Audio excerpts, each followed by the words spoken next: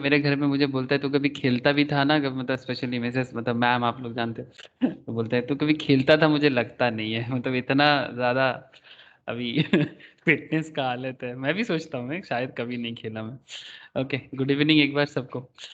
अच्छा देखिए, आज स्टॉक मार्केट में फंडामेंटल एनालिसिस में बेसिकली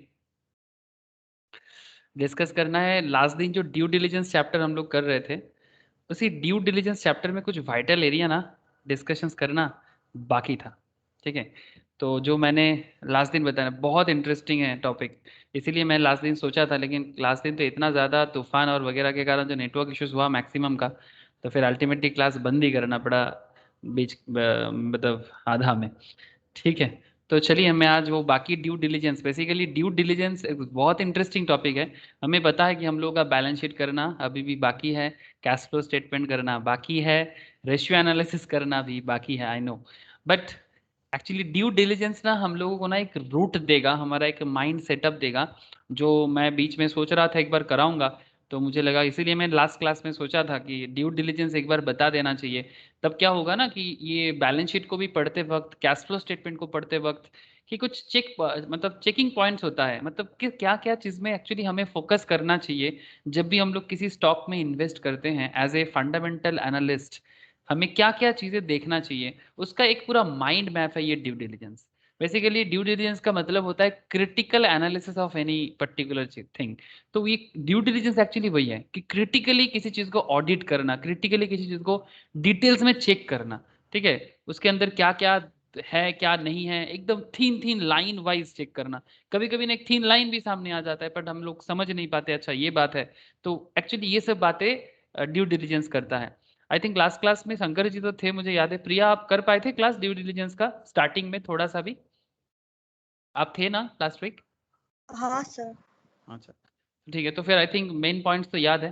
फिर भी मैं एक बार रिकॉल करा दूं कि फंडामेंटल एनालिसिस में ये जो ड्यू डिलिजेंस का जो एरिया है, ठीक है, इसमें हम लोग कभी भी कोई स्टॉक चूज करते हैं ना, तो टेकिंग स्टॉक मतलब जब भी स्टॉक को चूज करना है, तो हम लोगों को क्या क्या एरिया बेसिकली देखना पड़ता है। तो उसमें कुछ बेसिक एरिया था जो काफी इजी पॉइंट था कि हाँ ये सब तो हम लोग करते ही हैं नॉर्मली, जो लोग ऑलरेडी स्टॉक मार्केट में मतलब अपना पैर जमा लिया है थोड़ा ही ज्यादा, लेकिन वो इतना तो कर ही लेता है। लाइक जैसे कि टेकिंग स्टॉक में हम लोग इतना ज़रूर सोचते हैं कि कभी भी किसी स्टॉक को खरीदने के पहले या स्टॉक में इन्वेस्टमेंट करने से पहले हम लोग कुछ स्टॉक के बारे में कुछ स्टॉक आइडिया तो ज़रूर लेते हैं। तो जनरेटिंग ए स्टॉक आइडिया, इसमें हम लोग ये पॉइंट्स में एक्चुअली लास्ट क्लास में चर्चा कर पाए थे। प्रॉब्लम ज़रूर था बट फिर भी जनरल ऑब्जर्वेशंस हुआ था। स्टॉक स्क्रीनर, ठीक है, स्टॉक स्क्रीनर के बारे में भी बात हुआ था। फिर हम लोगों ने मैक्रो ट्रेंड्स के बारे में भी बात किए थे, मुझे पूरा याद है। आप लोगों को भी शायद ज़रूर याद होगा, रिकॉल होगा कि मैक्रो ट्रेंड्स क्या है, मतलब किस तरह से economical trade overall in India के इंफ्रास्ट्रक्चर लेवल में क्या चल रहा है, ठीक है, एवरीथिंग। फिर सेक्टरल ट्रेंड्स में भी हम लोग बात कर रहे थे कि ईच एंड एवरी सेक्टर्स में क्या हो रहा है। फिर स्पेशल सिचुएशंस में एक स्पेशल एरिया था, स्पेशल सिचुएशंस पे एक एरिया था जिसमें हम लोग कॉक्स एंड किंग्स के बारे में पढ़ रहे थे। और फिर हम लोगों ने ये भी देखा कि कॉक्स एंड किंग्स तो अभी मार्केट में डिलिस्टेड भी हो गया है, मतलब उसका डिलिस्टिंग सिस्टम चालू हो चुका है, मार्केट में शेयर का भाव बहुत कम हो चुका है। एक टाइम में बहुत अच्छा था, कंपनी ट्रैवल टूरिज्म के हिसाब से चलता था। फिर हम लोगों ने सर्किल ऑफ कॉम्पिटेंस, मतलब आपका क्या एक्सपर्टाइज है उसके हिसाब से भी आप स्टॉक चूज कर सकते हैं। जरूरी नहीं कि हर कोई स्टॉक मार्केट में मतलब जो मतलब मास्टर होते हैं जो इन्वेस्टमेंट करके ट्रेडिंग करके अपने आप को बना लेते हैं, जरूरी नहीं कि आप कॉमर्स बैकग्राउंड से हो या बिजनेस बैकग्राउंड से हो। मतलब बिना कॉमर्स बिजनेस बैकग्राउंड के बिना भी आप स्टॉक मार्केट लेवल में अपने आप को बना सकते हैं as per your specialised area, as per your technical competencies जिसमें आप अच्छे हो। ठीक है, जैसे कि अगर कोई हेल्थ सेक्टर्स में काम करते हैं और साथ में हेल्थ बिजनेस को भी समझते हैं, ठीक है, अगर कोई मेडिसिनल में काम करता है, अगर कोई ट्रैवल टूरिज्म में काम करते हैं, उसके साथ साथ उस पर्टिकुलर बिजनेस एरिया को भी समझते हैं, तो रिलेटेड इंडस्ट्री कोई ऑटोमोबाइल सेक्टर्स में है तो फिर उसको ऑटोमोबाइल सेक्टर्स का जरूर अता पता होगा कि भाई ऑटोमोबाइल सेक्टर्स में आगे क्या होने वाला है, क्या इसका फ्यूचर है, क्या इसका नेगेटिव एरिया है, क्या उसका पॉजिटिव एरिया है। तो अपने अपने एरिया का हिसाब तो सभी के पास होते हैं कि नहीं होते हैं? हाँ प्रिया, क्या लगता है? ये सर्किल ऑफ कॉम्पिटेंस, ये मुझे बहुत अच्छा पॉइंट लगता है, बिकॉज सबका एक अपना अपना ना एक्सपर्टाइज एरिया होता है। मैं पूरा मानता हूँ। और उसके हिसाब से ना वो सीरियसली किसी भी शेयर में इन्वेस्ट करने से पहले, एक स्टॉक को पिक करने से पहले वो जरूर अपना आइडिया को वहां पर लगा सकते हैं। हाँ, अगर किसी को ओवरऑल कॉमर्स का या फाइनेंस का आइडिया हो तो वो किसी भी चीज को पढ़ सकते हैं, बट जरूरी नहीं ना कि हर कोई फंडामेंटल पढ़ रहा है या फिर हर कोई फाइनेंशियल मैनेजमेंट सीख रहा है, नॉट नेसेसरी। हर कोई चार्टर्ड अकाउंटेंट या कॉस्ट अकाउंटेंट या कंपनी सेक्रेटरी इसका पढ़ाई नहीं करता है, तो फिर क्या वो मार्केट में इन्वेस्ट नहीं करेगा? क्या उसके पास आइडिया नहीं होना चाहिए? उसका भी होना चाहिए, और वो आराम से थोड़ा सा बिजनेस, हाँ जो भी अपना एक्सपर्टाइज एरिया है उसके साथ साथ थोड़ा बिजनेस एरिया भी समझना पड़ेगा। कि सब ठीक है, नॉलेज इज ओके, बट आपका एक्सपर्टाइज के साथ साथ उस पर्टिकुलर बिजनेस में बिजनेस का क्या सिनारियो है, ये बहुत वाइटल होता है ये कॉम्पिटेंस एरिया को यूज करने के लिए। याद आ गया शंकर जी? यही लास्ट क्लास में हम लोग यहीं तक पढ़े थे। हाँ, प्रिया? ये डिस्कस उसके बाद द मोट डिस्कस होना था। हाँ, मोट हाँ डिस्कस सर। होना था। ओके, तो वेरी इंटरेस्टिंग, मोट इज वेरी इंटरेस्टिंग। मुझे तो बहुत अच्छा लगता है ये मोट का कॉन्सेप्ट। एंड सीरियसली आप देखिए कि थोड़ा सा धीरे धीरे ही जाऊंगा, लेकिन आपको मोट अच्छा लगेगा। After selecting a stock one has to run the checklist to investigate the stock further. मतलब ऐसे हम लोग जब ऑडिट करते हैं ना, मतलब जब एक्चुअली जब मैं फार्म में प्रैक्टिस वगैरह करता था उस टाइम पे ये सब करना पड़ता था। जब भी ऑडिटिंग का काम होता है ना, तो हमें क्या क्या चेक करना है, कौन सा बुक्स चेक करना है, किस किस भाउचर्स, मतलब किस लेवल का भाउचर्स चेक करना है। तो ये एक चेकलिस्ट बना के ही जाना पड़ता है ऑडिट करने के टाइम पे। तो उससे क्या होता है कि ऑडिट जल्दी हो सकता है, और जो मेटेरियल फैक्ट्स है, मतलब हर बिजनेस का ना एक मेटेरियलिटी फैक्ट होता है कि वैल्यूएशन एरिया, मतलब किस जगह में गड़बड़ हो सकता है, किस जगह में रिपोर्ट सही बन सकता है, किस जगह में रिपोर्ट गलत बन सकता है। तो ये ऑडिटिंग में ना ये कॉन्सेप्ट बहुत यूज होता है। सिमिलरली जब हम लोग किसी कंपनी में भी इन्वेस्ट करें ना, हमें भी ना ये ऑडिटिंग टेक्निक को यूज करना चाहिए। बिकॉज ऑडिटिंग करने के टाइम पे एक चार्टर्ड अकाउंटेंट जब ऑडिट करता है, एक कॉस्ट अकाउंटेंट जब कॉस्ट ऑडिट करता है, या नॉर्मल इंटरनल ऑडिट में भी कॉस्ट अकाउंटेंट बहुत काम करते हैं, तो ऑडिटिंग करने के टाइम पे उनके दिमाग में क्या चलता है कि कंपनी का जो भी बिजनेस का, बेसिकली एकदम सिंपल बात करते हैं, कंपनी का अगर वो बैलेंस शीट चेक कर रहा है, तो बैलेंस शीट चेक करने के लिए उसका एसेट्स एंड लाइबिलिटी, ठीक है, बैलेंस शीट में उसका asset side and liability side. जैसे कि हम लोगों को पता है, सपोज मानिए कि हम लोग अमर राजा बैटरी, मतलब अमेरन का जो केस स्टडीज कर रहे थे इतना दिन से, कर अभी भी चल रहा है, कंप्लीट नहीं हुआ है, अभी भी बैलेंस शीट में कुछ एरिया हम लोगों का डिस्कशंस करना बाकी है। जैसे कि आप देख सकते हैं ये आपका प्रॉफिट एंड लॉस स्टेटमेंट है, ठीक है, कंपनी का प्रॉफिट एंड लॉस स्टेटमेंट है। तो बेसिकली जब कोई ऑडिटर कंपनी का पीएल चेक करने जा रहा है, तो उसके दिमाग में कंपनी का रेवेन्यू के बारे में दिमाग में चलेगा कि कंपनी का रेवेन्यू का एरिया क्या है और कंपनी का एक्सपेंस का एरिया क्या है। अब इसके ऊपर डिपेंड करके रेवेन्यू में कहाँ कहाँ से रेवेन्यू आता है। सिमिलरली एक्सपेंस पे जब ऑडिट करेगा वो बंदा, मतलब मैं यहाँ पर थोड़ा ऑडिटर कॉन्सेप्ट को यूज कर रहा हूँ, तो एक्सपेंस मतलब रेवेन्यू कमाने के लिए एक्सपेंस भी करना पड़ेगा। बिना खर्चा किए बिजनेस रेवेन्यू कमा ही नहीं सकता, उसको कुछ तो खर्चा करना पड़ेगा। एक बिजनेस को चलाने का कुछ तो खर्चा होता होगा, ठीक है, कुछ प्रोडक्ट बेचने के लिए उसको खरीदना पड़ता है, तो कहीं से तो खरीदता होगा। तो बेसिकली रेसिप्रोकल कॉन्सेप्ट में अगर एक एक सवाल करते जाएंगे ना, तो हर सवाल में ना ऑपोजिट मतलब जवाब भी हमें मिलता जाएगा, ठीक है। जैसे वो न्यूटन का थर्ड लॉ का जो बड़ा फेमस लॉ है, every action has same and opposite reaction, है ना, न्यूटन का थर्ड लॉ यही है, मैं थोड़ा गलत बोल दिया शायद शायद।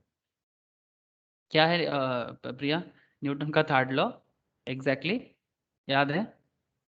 Every action has, equal reaction. हाँ, इक्वल रिएक्शन, हाँ, इक्वल रिएक्शन। तो हर एक्शन का एक इक्वल रिएक्शन भी है, तो जैसे रेवेन्यू होगा तो एक्सपेंस भी होगा, तो उस तरह का लाइन के हिसाब से ऑडिट भी करना पड़ता है। और जैसे ही वो क्रॉस चेकिंग चलता जाए ना, तो ऑटोमेटिकली हमें पता चलता जाएगा कि हाँ बिजनेस में कहाँ क्या हो रहा है। Okay, that's a different area.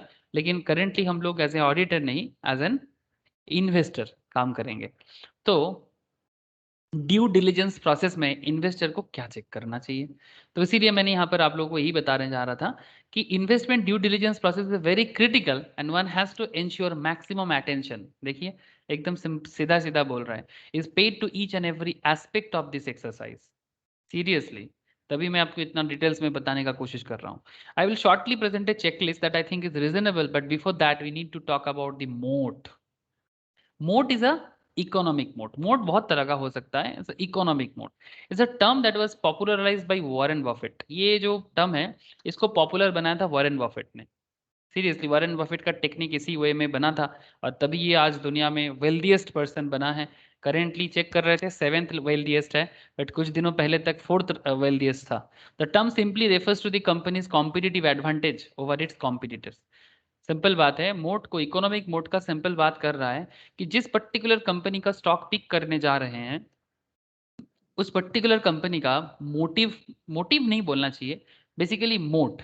इसमें क्या होता है कि competitive advantage over its competitors. Say for example मैं आपको आगे बताता हूँ, company with a strong moat ensures the company's long term profits are safeguarded. जिसका मोट बहुत स्ट्रॉन्ग होता है उसका long term profit safeguard हो सकता है। Of course the company should not only have a moat but it should also be sustainable over a long period of time. A company which possesses wider moat characteristics such as better brand name, pricing power, better market, इस तरह का, जिसका brand name better है, जिसका pricing power better है। मतलब pricing power better का मतलब यही है, जैसे कि आईफोन के बारे में अगर मैं बात करूं, आईफोन अपना क्वालिटी के लिए तो जाना जाते ही है, हम लोग जानते हैं कि वो अपने क्वालिटी के लिए जाने जाते हैं, बट उसके साथ साथ उसके प्राइसिंग पावर भी है। आईफोन का दाम कुछ भी हो जाए, एज सच हम लोग जितना देखते हैं कि दाम इतना इफेक्ट नहीं करता आईफोन का मार्केट का जो भी परफॉर्मेंस है। सही बोल रहा ना मैं? मतलब अगर कल अचानक आईफोन का दाम 16,000 हो जाता है ना, जैसे मुझे जितना पता है currently iPhone 12 pro max I think यही है करंट लेटेस्ट वर्जन। क्या मैं सही बोल रहा हूँ प्रिया? आईफोन का लेटेस्ट हाँ वर्जन। सर। हाँ, करेक्ट इसका क्या करेक्ट क्या करेक्ट दाम है करेक्ट। इसका? हाँ, सर शॉप में 1,25,000 है। 1,25,000। रिलायंस डिजिटल इसका थाउजेंड दाम दिखा रहा है 1 लाख। बट डिस्काउंट, हाँ बट ऑनलाइन में भी कुछ डिस्काउंट मिल जाता है। ऑनलाइन में डिस्काउंट मिल जाता है, जैसे कोई कोई मुझे वहाँ पर 1,29,000 भी बता रहा है, कोई 1,39,000 भी बता रहा है, कोई 1,00,000 वगैरह वगैरह। बेसिकली कुछ इसमें डिफरेंस है, ये मिनी भी है और एक प्रो भी है, तो 1,25,000 मिनी का है, प्रो का 1,39,000 है। ओके चलो वेरी गुड। तो बेसिकली मेरा कहने का मतलब यही है ठीक है, आईफोन का दाम is not important here. Point ये है कि नॉर्मली अगर देखा जाए इंडियन सोसाइटी में, अगर मैं बात करूं कि एक phone, not only India even world wide also, कि एक फोन के लिए कौन 1.5 लाख रुपया खर्चा करना चाहेगा? बहुत कम लोग होंगे। कल अगर इवन लोगों के अंदर एक चलता भी दिमाग में कि भाई आईफोन जब हाथ में आ जाएगा ना, जैसे जिंदगी आ गया, ठीक है, मतलब तू जो मिला तो जिंदगी मिल गया है, काइंड ऑफ दैट तो आईफोन के लिए लोगों का फीलिंग्स कुछ ऐसा है। तो ये अपना मार्केट मोड को ऐसा बना के रखा है। एक तो इसका क्वालिटी, ऑब्वियसली क्वालिटी है इसका, जो इसको मार्केट में दाम ज्यादा होने के बावजूद उसको बना के रखा है। तो ये इस तरह का कॉन्सेप्ट इस बहुत इंपॉर्टेंट है। चाहे वो आईफोन, कल अगर आईफोन 16,000 में बिकना चालू हो जाए ना, तो आईफोन का शायद वो वाला बात ना रहे, शायद क्वालिटी मिले तो भी, ठीक है तो इसको बोलते हैं प्राइसिंग पावर। शायद कल आईफोन जैसा दूसरा एक ब्रांड आ गया, ठीक है, और आईफोन को compete करना चालू कर दिया, लेकिन बहुत मुश्किल है। ऐसा लोगों को compete करना बहुत मुश्किल है, seriously I am not joking. Market trend बता रहा है, मैं आपको सिर्फ ऐसे नहीं बता रहा हूँ, मार्केट ट्रेंड बता रहा है। इतना दिन हो गया आईफोन को कॉम्पीट करने वाला कोई नहीं मिला। माइक्रोसॉफ्ट कभी कभी कोशिश करता है लेकिन अभी तक नहीं कर पाया, ठीक है। गूगल ने कोशिश किया है बट गूगल देखा कि भाई उसके साथ कॉम्पीट करके फायदा नहीं है। अपना जो मतलब फोन फॉर ऑल वाला जो कॉन्सेप्ट है ना, उसी में गूगल बेस्ट है। मतलब गूगल क्या है ना, वो सबके लिए है। गूगल का टेक्नोलॉजी भी ना ऐसे बना हुआ है कि वो इजी टू यूज हो, इजी फॉर मतलब अवेलेबल टू ऑल हो, ऐसे कॉन्सेप्ट में गूगल अपना मार्केट बनाया है। तो सबका अपना अपना मोट होता है। इस मोट को अंडरस्टैंड करना बहुत इंपॉर्टेंट है, इसीलिए यहाँ पर एकदम स्टार्टिंग में एक पॉइंट बता रहे हैं कि refers to the company's competitive advantage over its competitors. A company with a strong moat ensures company's long-term profits are safeguarded. Of course, the company should not only have a moat, but it should also have sustainable over a long period of time. A company which possesses wider moat characteristics such as better brand name, pricing power, and better market share would be more sustainable. And it would be difficult for the company's rivals to eat away its market share. जैसे iPhone का market share लेने वाले companies तो अभी तक मिला नहीं है। हाँ, बीच में एक कंपनी आया है, कभी कभी ऐसे लगता है कि हाँ थोड़ा बहुत मार्केट शेयर शायद लेके गया। आई थिंक मैं वन प्लस का बात कर रहा हूँ। क्या लिया है, क्या लगता है आप लोगों को? क्या वन प्लस मार्केट लिया, ले पाया है आईफोन का? क्या लगता है? मैं थोड़ा सा जस्ट बोल रहा हूँ। क्या शंकर जी को क्या लगता है? शंकर जी क्या वन प्लस आईफोन का मार्केट ले सकता है? नहीं, आईफोन ने अपने आप को पोजीशन किया हुआ है फॉर पर्टिकुलर सेगमेंट, निश सेगमेंट के लिए। यस। उसने मतलब ये हाई प्रीमियम सेगमेंट में अपने आप को पोजीशन कर रखा है। जी जी जी और क्या है कि this product is not for masses. Normally क्या होता है कि दूसरे मैन्युफैक्चरर्स जो है मासेस के लिए प्रोडक्ट बनाते हैं, जिससे कि ज्यादा वॉल्यूम सेल करके ज्यादा प्रॉफिटेबिलिटी अर्न कर सकते जी हैं। जी जी जी। लेकिन इन्होंने अपने आप को पोजीशन कर रखा है फॉर अ पर्टिकुलर सेगमेंट। वो कहते हैं वो मतलब हमारा प्रोडक्ट मासेस के लिए नहीं है। नहीं, जिस सेगमेंट तरीके के से अगर हम देखें तो जैसे car segment, passenger car segment में मर्सिडीज ने अपने आप को पोजीशन कर रखा है, या जी, बीएमडब्ल्यू ने अपने आप को पोजीशन कर रखा है। एकदम हाँ। जिस तरीके से अगर वॉच सेगमेंट में देखें तो रोलेक्स ने अपने आप को पोजीशन कर रखा है। पोजीशन करके रखा है। आईफोन ने, एप्पल ने अपने आप को उस तरह से पोजीशन कर रखा है, we are not for masses, we are particular for a niche segment. Segment मतलब ये उसका मोट है बेसिकली। ये उसका मोट है कि मैं मेरा अगर मास के लिए भी कोई हो तो उसमें भी कोई प्रॉब्लम नहीं है। जैसे कि गूगल का जो एंड्रॉयड का जो कॉन्सेप्ट है, Android for masses, but Android भी अपने आप को पोजिशन करके रखा है फॉर मासेस। तो ये भी एक मोट है उसका, ये भी समझने वाला बात है। ठीक है, देखते हैं आगे आगे और क्या कुछ हमारे इंडियन मार्केट में कुछ कंपनीज है ऐसा जिसको हम लोग मोट के थ्रू से समझ सकते हैं। टू अंडरस्टैंड मोट, थिंक ऑफ आइचर मोटर। ठीक है, Eicher Motor is a major Indian automobile manufacturer. We all know it manufactures commercial vehicle along with the iconic Royal Enfield bikes. The Royal Enfield bikes enjoy a huge fan following both in India and the outside India. It has a massive brand recall. Royal Enfield caters to a niche segments which is growing fast. Their bikes are not as expensive as the Harley Davidson and nor are they as inexpensive as probably the TVS bikes. मतलब TVS जैसा इतना सस्ता भी नहीं है और Harley Davidson जैसे इतना महंगा भी नहीं है, फिर भी एक अपना एरिया बना के रखा है इंडियन मार्केट में, तो स्पेशली एक बना के रखा है। It would be very hard for any company to enter this space and shake up और rattle the brand loyalty that Royal Enfield enjoy. In other words, displacing Eicher Motor from this sweet spot will require massive efforts from its competitors. This is one of the Eicher Motors moat. तो ये पहचानना एक अच्छे investor का भी बहुत बड़ा role play होता है कि आप जब किसी कंपनी का शेयर को चूज कर रहे हो तो आपके दिमाग में भी ऐसा होना चाहिए कि भाई उसका बिजनेस का मोट क्या है। ठीक है, अगर आपको लगता है कि उसको हटाने वाला इतना जल्दी नहीं मिलेगा तो go for that company. Seriously आपको उस कंपनी के साथ जाना चाहिए कि इसका, हाँ, उसके साथ साथ और भी कुछ पॉइंट देखना चाहिए। जैसे रॉयल एनफील्ड के बारे में मुझे ऐसा लगता है, आइचर मोटर के बारे में बात हुआ तो एक बार उसके बारे में एक बार देख लेना चाहिए कि रिसेंट ट्रेंड में आइचर मोटर का क्या हालत हुआ है। अच्छा शेयर है, बहुत अच्छा शेयर है। क्योंकि कुछ चीज़ें में तो जनरल ऑब्जर्वेशंस भी एक शेयर मार्केट का एक बहुत अच्छा कॉन्सेप्ट है कि हर बात एनुअल रिपोर्ट देख के नहीं समझ सकते। हाँ, ऑब्वियसली एनुअल रिपोर्ट जरूर इंपॉर्टेंट है, बट कुछ चीज़ें ना जनरल ऑब्जर्वेशन से भी बन सकता है। जैसे अगर आप देखें यहाँ पर, ये आइचर मोटर का शेयर का करंट प्राइस चल रहा है 2523। ये तो एक दिन का डेटा है, हाई हाई प्राइस, मतलब थोड़ा सा शेयर का दाम थोड़ा हाई लेवल का है। लेकिन अगर मैं आपको 6 मंथ्स पुराना मतलब थोड़ा अगर दिखाएं तो 6 महीना पहले शेयर का प्राइस कुछ ऐसा था 2200 एंड करेंटली 2500। इवन उससे बेहतर गया था रिसेंटली, थोड़ा फिर से डाउनफॉल जा रहा है बिकॉज कुछ कंपटीशन तो है इसका भी। लेकिन एक चीज़ है कि ये हम लोग देखते हैं मार्केट में, जब भी हर गली में, हर गली चौराहे में, हर एक कॉलोनी में, जैसे कि मैं केष्टपुर में रहता हूँ, प्रिया बागुएटी में रहते हैं, शंकर जी दमदम पार्क में है, कोई दूसरा स्टेट से, ये अपना रोशनी ये नहीं है, ये मणिपुर में है। तो अलग अलग लोग अलग अलग जगह में हैं, बट फिर भी रॉयल एनफील्ड हर गली में हम लोग देख रहे हैं आजकल। ज्यादा हो गया ना, मैं देख रहा हूँ कि आजकल रॉयल एनफील्ड का परचेस का मतलब करने का जो सेंटिमेंट है पहले से ज्यादा हो गया है। मतलब एक टाइम था जिसके पास रॉयल एनफील्ड होता था, हम लोग देखने जाते थे भाई इसका रॉयल एनफील्ड है, बट आजकल बड़ा कॉमन हो जा रहा है रॉयल एनफील्ड। क्या मेरा ऑब्जर्वेशन सही है? ये हाँ मेरा बिल्कुल। ऑब्जर्वेशन। बिल्कुल ठीक है। हमने हाँ। सोचा था कि जावा जब आएगा तो जावा थोड़ा सा कंपटीशन देगा, अच्छा। लेकिन उस पर्टिकुलर सेगमेंट में अगर automobile segment, two wheeler segment को तीन पार्ट में डिवाइड किया जाता है बेसिकली। एक तो जो कम्यूटर सेगमेंट होता है, जो इनिशियल सेगमेंट होता है, जी और ये रॉयल एनफील्ड आता है प्रीमियम सेगमेंट में। जी और प्रीमियम सेगमेंट में इसका जो मार्केट शेयर है दैट इज रफली 95%। जी जावा फाइट देने वाला था, लेकिन जावा ऐसा कुछ कर नहीं पाया। रॉयल एनफील्ड ने क्या किया, अपने प्रोडक्ट जो प्रोडक्ट लाइन को भी इंक्रीज किया है उन्होंने। प्रोडक्ट लाइन को भी, हाँ काफी सारा प्रोडक्ट लाइन में बहुत सारा मतलब अलग अलग लाइन रखा है कि हाँ इसके लिए ये मतलब अलग अलग मॉडल बहुत सारा है, मैं भी देख रहा था। जावा ये वाला है क्या, जावा, जावा मोटरसाइकिल ये कहाँ का है?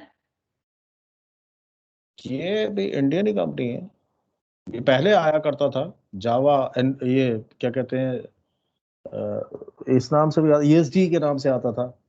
अच्छा, जावा मोटो, बट वो ऐसा कुछ कर नहीं पाया जैसे कि आप बता रहे हैं। मैं भी इसके बारे में ज़्यादा नहीं जानता, बट हाँ देखा हूँ। बट हाँ मतलब जितना सोचा गया था, काइंड ऑफ रॉयल एनफील्ड जैसा ही जैसे मॉडल है उसी तरह का मॉडल में ये भी बाइक बनाते हैं। हाँ, रिसेंटली एक बाइक आया है रॉयल एनफील्ड को कम्पीट करने के लिए, होंडा का, क्या नाम है बाइक का मैं भूल जा रहा हूँ। होंडा का होंडा का एक बाइक आया है रिसेंटली, क्या नाम है? हाइनेस, हाइनेस, हाँ हाँ, हाइनेस। Highness, highness.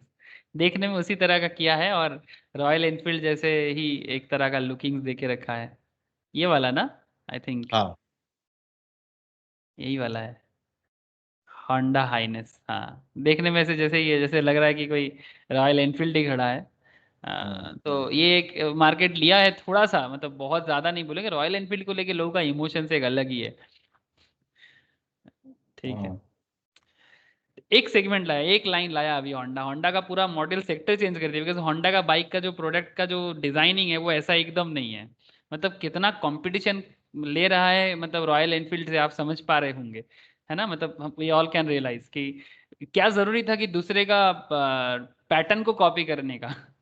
मतलब हम्म, ये रॉयल एनफील्ड का जो डिजाइन है इसको कॉपी करने का क्या जरूरत था होंडा को? मतलब ये मैं जस्ट अपना मन में एक जनरल सवाल आया मेरे मन में बोलते बोलते कि होंडा का बाइक एक अलग लुकिंग्स के लिए जाने जाते हैं, लेकिन उसको इतना कंपटीशन मिल रहा है स्पेशली इंडियन मार्केट में कि रॉयल एनफील्ड में जो एक वो अलग ही लुक जो आता है, जो उसका मॉडल के लिए जो बेसिकली कॉन्सेप्ट बनाया गया है रॉयल एनफील्ड का, एक जो सो कॉल्ड मर्दानी टाइप्स का, मैं जितना समझता हूँ, तो ये कॉन्सेप्ट इतना भारी पड़ रहा है कि उसको चेंज करना पड़ रहा है। तो इसको बेसिकली यही है कंपनी का मोट, जो दूसरे को भी मजबूर कर दे कि भाई आओ मेरे लाइन पे काम करके दिखाओ। तो ठीक है, तो there are many companies that exhibit such interesting modes. In fact, true wealth creating companies have a sustainable mode as a underlying factors. Even IHR Motor का shares seriously, स्पेशली अगर 2013-14 में भी देखा जाए, एक टाइम था जब आईचआर मोटर ने ये दिन नहीं देखा था जो आज आईचआर मोटर देख रहा है। इवन मैं इतना देख रहा हूँ कि आजकल मैं गांव गांव में भी देख रहा हूँ ना, seriously, not only in Kolkata, big cities, even एकदम इंटीरियर विलेज में लोगों के मन में एक थोड़ा सा जॉब क्या मिल जाता है, अगर थोड़ा सा अगर पुलिस में नौकरी मिल गया या फिर किसी कंपनी में कोई जॉब मिल गया, जॉब मिलने का फर्स्ट सैलरी आता नहीं है, उससे पहले बाइक आ जाता है सीरियसली। और वो बाइक क्या होगा?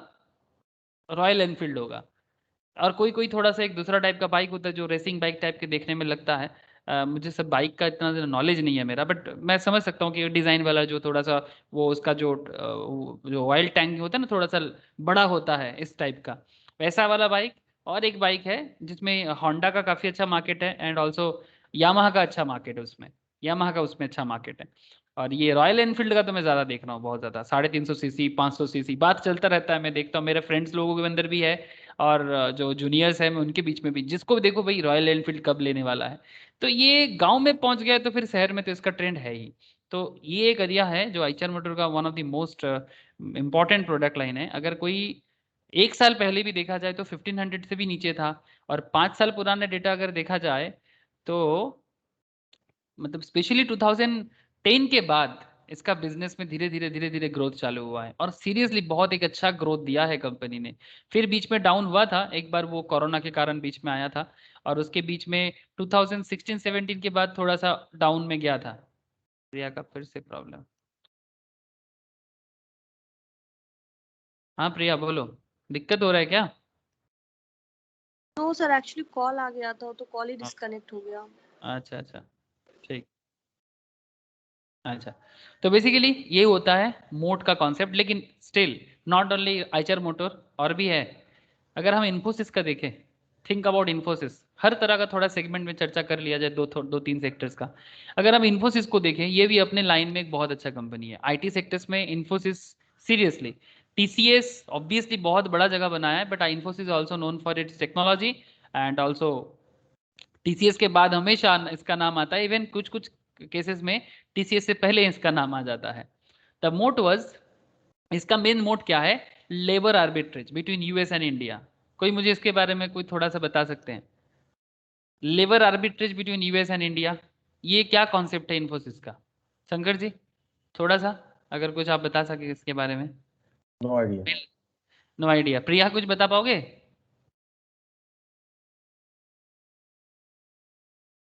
प्रिया का फिर से डिस्कनेक्ट हो गया क्या? फिर से डिस्कनेक्ट हो, ओके। बेसिकली ये क्या है, ये जो लेबर आर्बिट्रेज बिटवीन इन्फोसिस का जो मेन कहानी हम लोग देख रहे हैं, इसमें क्या होता है? हाँ प्रिया, मैं बेसिकली ये पूछ रहा था कि ये जो इन्फोसिस का जो मेन मोट है, that is labour arbitrage between India and US. Infosys का जो बिजनेस मॉडल है, इसमें इन्फोसिस क्या करता है, इसका बिजनेस यूएस में है, इंडिया में ही भी है और यूएस में भी है। मेनली बिजनेस तो इंडिया का बीपीओ सेक्टर्स या आईटी सेक्टर्स का जो काम है वो मेनली यूएस के साथ है। 80% काम तो यूएस के साथ होता है। तो एक्चुअली ये लोग करता क्या है, टीसीएस या इन्फोसिस दोनों सिमिलर काइंड ऑफ कंपनीज ही है, पर इनका मेन बिजनेस फोकस एरिया क्या है कि यूएस में जो बड़े कंपनीज है डिफरेंट काइंड ऑफ, सपोज जैसे मेरा कुछ स्टूडेंट्स ऑलरेडी आईटी सेक्टर्स में है, तो मैं उन्हीं लोगों से एक बार पूछ रहा था कि भाई तुम लोग करते क्या हो एग्जैक्टली, मुझे बताओ ना। तो वो लोग मुझे यही बात कर रहा था कि जैसे मानिए कि इन्फोसिस इंडिया में बैठ के उसका बिजनेस को देख रहा है, बिजनेस प्रोसेस आउटसोर्सिंग हम लोग जैसे जानते हैं, या फिर केपीओ, नॉलेज प्रोसेस आउटसोर्सिंग। दो काम ये लोग मेनली करते हैं, एक बीपीओ और एक केपीओ। तो कुछ छोटा सा मैं बता रहा था, एकदम लेमैन की भाषा में मुझे समझाओ कि आप लोग करते क्या हो। तो वो मुझे बता रहा था कि देखिए वो मोस्ट प्रोबेबली विप्रो में था, एक जन विप्रो में, एक जन टीसीएस में था। तो मैं उनसे पूछ रहा था कि वो इंजीनियर में एक जन था, एक जन कॉमर्स डिपार्टमेंट में था। तो बोलते काम क्या करता है इन्फोसिस? तो बोलते हैं सिंपल है कि सपोज मानो कि किसी बड़ा हेल्थ मतलब कोई बड़ा हॉस्पिटल है यूएस का, बहुत बड़ा कोई हॉस्पिटल है, छोटा मोटा नहीं, बड़ा हॉस्पिटल है जिसका वर्ल्ड वाइड बिजनेस है, या फिर हेल्थ इंश्योरेंस कंपनी है, not only health hospitals but also health insurance company. तो उस इंश्योरेंस कंपनी का डेटा इंडिया से ये मैनेज करेगा। कौन मैनेज करेगा? इन्फोसिस मैनेज करेगा। किसका इंश्योरेंस है, क्या प्रीमियम वैल्यू है, कब प्रीमियम का डेट आ रहा है, कब जमा करना चाहिए, सिंपल बात है, एकदम सिंपल। तो बोलता है कि, तो मैं उनको पूछ रहा था कि यूएस में क्यों नहीं कर सकता, यूएस के लोगों कंपनीज को क्यों नहीं हायर कर सकता? तो मेन इनका मेन है कि हाँ यूएस में भी ले सकता है, पर जो काम करने के लिए एक यूएस के एम्प्लॉय को मंथली 3 लाख देना पड़ेगा कम से कम, इंडियन वैल्यू में बात कर रहा हूँ, वही काम इंडिया में 30,000 करके 10 आदमी में रख रख सकता है कंपनी। यही है लेबर आर्बिट्रेज का कॉन्सेप्ट। तो एक वहां पर 3 लाख एक पर्सन के लिए है, 1 एम्प्लॉय के लिए, वहां पर इसमें इंडिया में 10 एम्प्लॉय लग सकता है कंपनी। और इसी आर्बिट्रेज का फायदा इन्फोसिस को मिलता है। जैसे कि ट्रम्प आने के बाद ऐसे एक कॉन्सेप्ट लाया था कि वो कुछ H1B वीजा, फिर फॉरेन कंपनीज का एम्प्लॉयमेंट को रोक देना, इस तरह का कुछ कॉन्सेप्ट आया था। उस टाइम पे आईटी सेक्टर्स में प्रॉब्लम हुआ था, आप लोग देखेंगे इन्फोसिस टीसीएस में एक प्रॉब्लम आया था। बट उसके बाद ज़्यादा कुछ कर नहीं पाया, बिकॉज अल्टीमेट बिजनेस सिनेरियोस को कोई खराब नहीं करना चाहता। तो ये जो मार्केट में जो ओपननेस है ना, एक कंट्री दूसरे कंट्री से जहाँ सस्ता लेबर मिलेगा वहाँ से क्यों ना यूज़ करे, तो पूरा ग्लोबल कॉन्सेप्ट जो आ गया ना, ये इंडिया इसका बहुत फायदा ले रहा है। एंड इसीलिए इंडिया का करेंट जीडीपी अगर आप देखें ना, 3 तरह का जीडीपी सेक्टर है इंडिया का। अच्छा, क्या आप लोगों को इन्फोसिस का बिजनेस मोड समझ में आ रहा है? लेबर आर्बिट्रेज का कॉन्सेप्ट समझ में आया आप लोगों को? हाँ हेलो? आगे। हाँ हाँ सर। हाँ, तो आगे। यही यही एक्चुअली इन्फोसिस का मेन जो काम, इन्फो क्या टेक्नोलॉजी में आईटी सेक्टर सुनने में हम लोग को ऐसा लगता है कि टेक्नोलॉजिकल कुछ बात होगा क्या? जो टेक्नोलॉजी इंडियन लड़का लड़की लोग यहाँ पर कर रहे हैं, जो इंडियन यूथ जो कर रहा है, क्या यूएस में यूथ नहीं कर सकता? पूरा कर सकता है। लेकिन प्रॉब्लम यही है कि यूएस में लोगों का जो डिमांड है, मतलब जिस तरह से यूएस में रखना पड़ेगा, तो कंपनी अपना प्रॉफिट देखता है। प्रॉफिट वो वहां के लोगों को जॉब देके भी कर सकता है, पर जिस तरह का मार्जिन रख सकता है ना वो इंडिया से हायर करके, वो सब्स्टिट्यूट नहीं कर सकता। तो क्यों ना कंपनी उसके पीछे जाए, क्यों ना जाए? सारा का सारा कंपनी का डेटा इंडियन कंपनी यहां से बैठ के मैनेज करता है। और इसीलिए आप लोग देखेंगे आईटी सेक्टर का जो भी जॉब होते हैं वो मैक्सिमम नाइट ड्यूटी वाला होता है। और इसके पीछे मेन रीजन नहीं होता है कि क्योंकि वहां पर उस टाइम पे डे टाइम और वर्किंग टाइम पे हम लोग को यहाँ पर काम करना पड़ता है। अब अगर आप जीडीपी में भी देखें ना, जीडीपी सेक्टर्स में भी हम लोग थोड़ा सा भी फोकस करें, इवन लास्ट लास्ट 15-20 ईयर्स में, मतलब year on year GDP sectors को अगर हम लोग देखें इंडियन इकोनॉमी को, सर्विस सेक्टर ही हमारा इकोनॉमी का करंट एरिया है, और इसी के कारण इंडियन आईटी सेक्टर से one of the main area रख रहा है अपने लिए, ठीक है। और आईटी सेक्टर्स का मेन काम क्या है? सर्विस को एक्सपोर्ट करना बेसिकली, कि जो सर्विस वो लोग वहां से वो इंपोर्ट कर रहे हैं, हम वो सस्ता में इंपोर्ट करता है, लेकिन उसके कंपनी के लिए अच्छा होता है, लेकिन हमारे लिए क्या होता है, काम मिल गया है।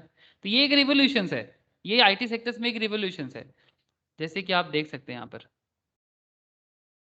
Just look here, GDP by sector दिखाई दे रहा है?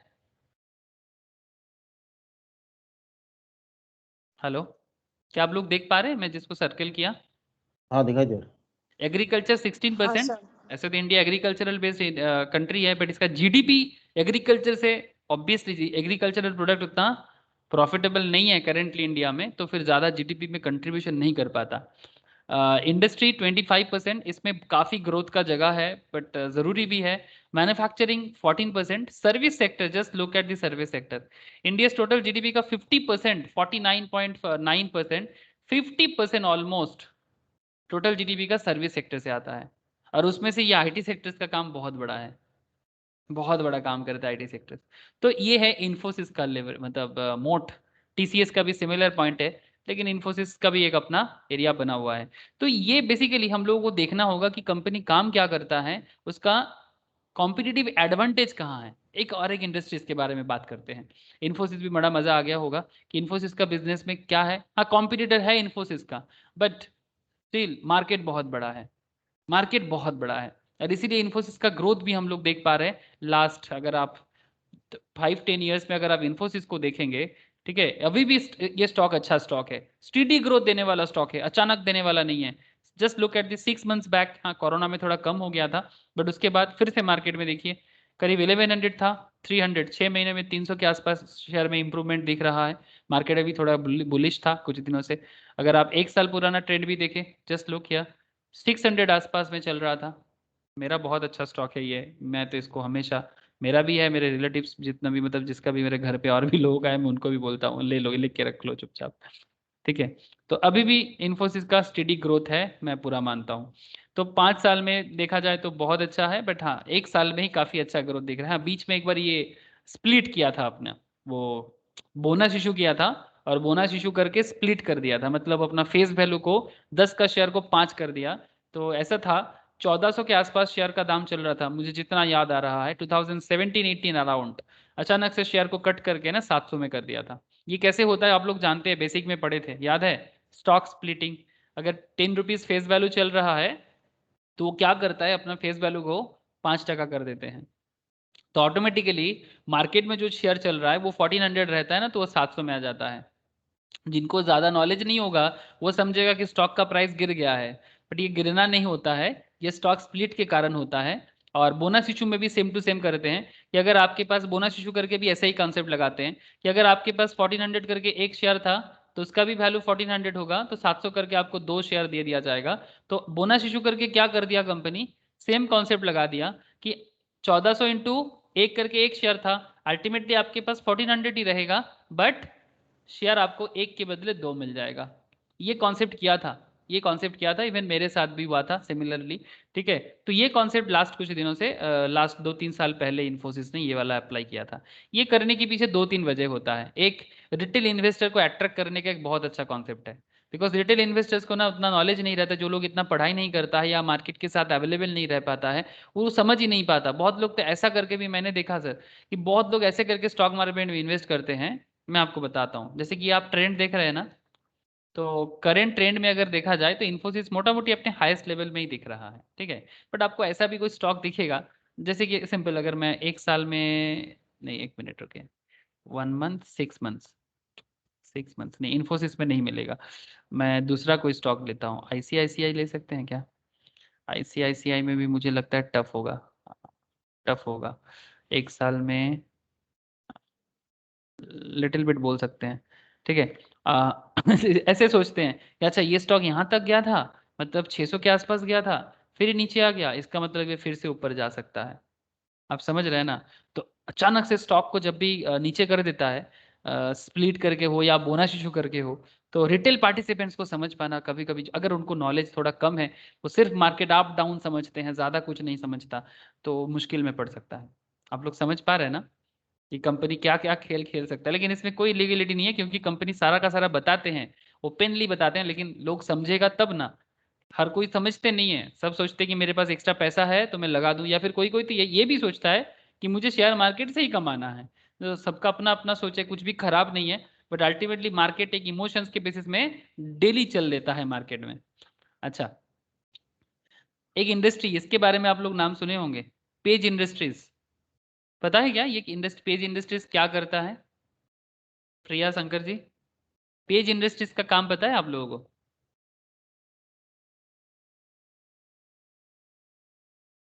शंकर जी जानते हैं पेज इंडस्ट्रीज क्या करते हैं? मैन्युफैक्चर करता है ना? हाँ, क्या मैन्युफैक्चर करता है प्रिया, बोलो। Sir different different types like house hold ये सामान ये सब कुछ करते हैं। बेसिकली अपैरल कंपनी है। सबसे मेन चीज जॉकी, जॉकी जो अंडरवेयर ब्रांड है, हम सबकी कोई जानते हैं, ये जॉकी का जो मेनली जॉकी जो अपैरल कंपनी है, इसके लिए ये जाने जाते हैं पेज इंडस्ट्रीज।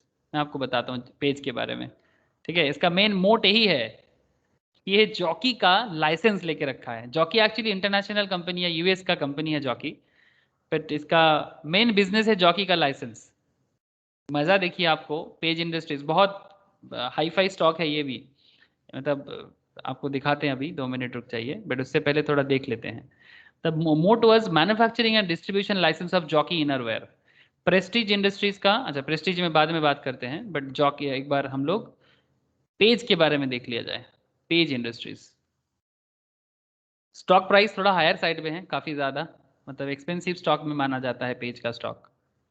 29,400 एक शेयर का करेंट रेट चल रहा है, लेकिन मार्केट में काफ़ी अच्छा खासा बाइंग सेलिंग है, इसका प्रेशर अच्छा खासा रहता है। लास्ट अगर आप 1 मंथ में भी देखें, कंपनी मूवमेंट अच्छा दिया है, क्योंकि थोड़ा एक्सपेंसिव है इसलिए थोड़ा सा आप देख सकते हैं हल्का है।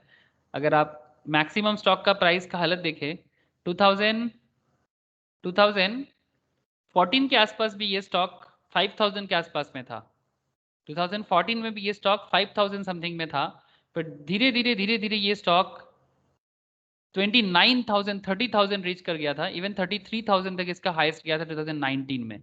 आफ्टर दैट थोड़ा नीचे आया था, एंड उसके बाद फिर कोरोना के टाइम पे भी थोड़ा नीचे आया था, बट उसके बाद देखिए 16,000 से फिर 29,000 पे करेंटली ट्रेड कर रहा है। तो इसका मेन पेज इंडस्ट्रीज का अगर आप थोड़ा सा कहानी देख लीजिएगा, तो Page Industries is an Indian manufacturing company, manufacturing retailer loungewear and socks, basically ज़्यादा कुछ नहीं करता। It is the exclusive licence of Jockey International in India, Sri Lanka, Nepal, Bangladesh, United Arab Emirates, Oman and Qatar. In 2011 it license Speedo swimwear from Pentland Group of for India Sri Lanka. ये इसका main current area है, ठीक है। ऐसे तो यूएस का brand है, but ये इंडिया में बहुत पॉपुलर है पेज इंडस्ट्रीज के थ्रू से। करेंट रेवेन्यू थोड़ा डाउन साइड दिख रहा है, बट इसका जो प्रोमोटर होल्डिंग का अगर मैं देखूं आपको यहाँ पर थोड़ा सा, कि पेज इंडस्ट्रीज का, इसका जो कंपनी वाज फाउंडेड इन 1994, सुंदर जेनोमल एंड हिज ब्रदर नारी and Ramesh. The three brothers combined hold a 54% stake in the company. It is based out of Bangalore and has a manufacturing facility in Bangalore, Hassan, Mysore, Tiptur, Gauribidanur south में ही है, and Tiruppur, ठीक है। तो ये कुछ area में इनका मेनली है। और 1 दिसंबर का डेटा है, jockey is the largest selling apparel brand in India with 756 outlets in operation in the country. Largest selling apparel brand in India, ठीक है। तो ये है आपका बेसिकली पेज इंडस्ट्रीज का मोट, ठीक है। एंड जो मेन रीजन है इसके हाथ में बिजनेस इतना जबरदस्त क्यों है, आपने स्टॉक प्राइस का ट्रेंड भी देखा, और इसका बिजनेस एरिया भी हम लोग जानते हैं, जॉकी का ब्रांड कितना फेमस है घर घर में, वी ऑल नो दिस। एक एरिया, एक सेगमेंट, मतलब एकदम लोअर लेवल नहीं, और बहुत हायर भी, हाँ हायर में भी काउंट होता है, मिडिल में भी, हायर मिडिल में भी काउंट होता है। मतलब एक अपना सेगमेंट रखा है कि किस पर्टिकुलर सेगमेंट ऑफ, मतलब बेसिकली कंज्यूमर को ये टारगेट किया है, टारगेट मार्केट इसका बहुत ही अच्छा लेवल में है। तो ये है मोट। एंड उसके साथ साथ हम लोग अगर प्रेस्टीज का भी देखें, द मोट was manufacturing and selling pressure cookers. Prestige का भी शेयर प्राइस है मार्केट में। ग्रू फाइनेंस, आप लोग इसका नाम सुने हैं? ग्रू फाइनेंस का नाम सुने हैं?